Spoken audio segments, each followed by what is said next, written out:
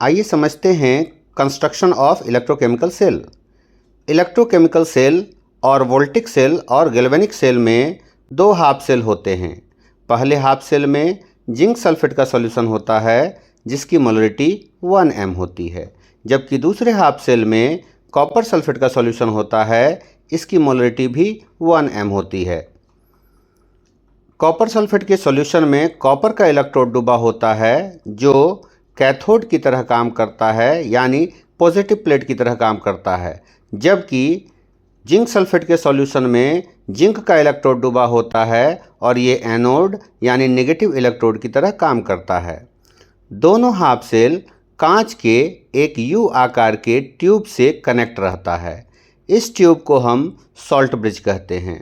Salt bridge के अंदर jelly जैसा एक सब्सटेंस जिसे हम अगार कहते हैं और कुछ इलेक्ट्रोलाइट्स जैसे KCl, KNO3 इत्यादि भरे होते हैं। सॉल्ट ब्रिज का दोनों छोर कॉटन के टुकड़े से बंद रहता है ताकि सिर्फ आयन का एक्सचेंज हो पाए। के एटम इलेक्ट्रॉन को छोड़कर सॉल्यूशन में जिंक आयन के फॉर्म में चले आते हैं। इससे इलेक्ट्रोड निगेटिव हो जाता है और यह एनोड की तरह काम करने लगता है। वहीं दूसरी तरफ कॉपर आयन सॉल्यूशन से इलेक्ट्रोड पर जमा हो जाते हैं, इलेक्ट्रोड पॉजिटिव हो जाता है और यह कैथोड की तरह काम करने लगता है।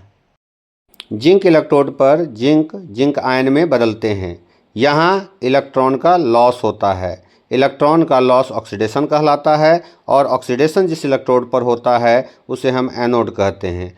दूसरी तरफ कॉपर आयन से कॉपर एटम में कन्वर्ट हो रहा है, इसलिए यहाँ इलेक्ट्रॉन गेन हो रहा है और यह रिडक्शन का इक्वेशन है, इसलिए कॉपर जो होगा वो कैथोड की तरह काम करेगा।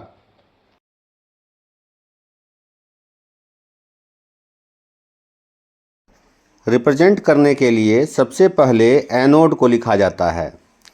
एनोड जिस सॉल्यूशन में डूबा है सेमीकॉलम के बाद उसको रिप्रेजेंट करते हैं और सॉल्यूशन की जो भी मोलरिटी होती है उसको हम ब्रैकेट में दिखाते हैं। फिर हम सॉल्ट ब्रिज का रिप्रेजेंटेशन डालते हैं। फिर कैथोडिक सॉल्यूशन उसके मोलरिटी के साथ लिखा जाता है और सबसे लास्ट में कैथोड जो होगा उसके बारे में हम लिखेंगे। ध्यान रखना है कि रिप्रेजेंटेशन में हमेशा ABC होता है, यानी लेफ्ट हैंड साइड जो आपको लिखा दिखेगा वो एनोड होगा, बीच में ब्रिज होगा और सबसे लास्ट में कैथोड होगा।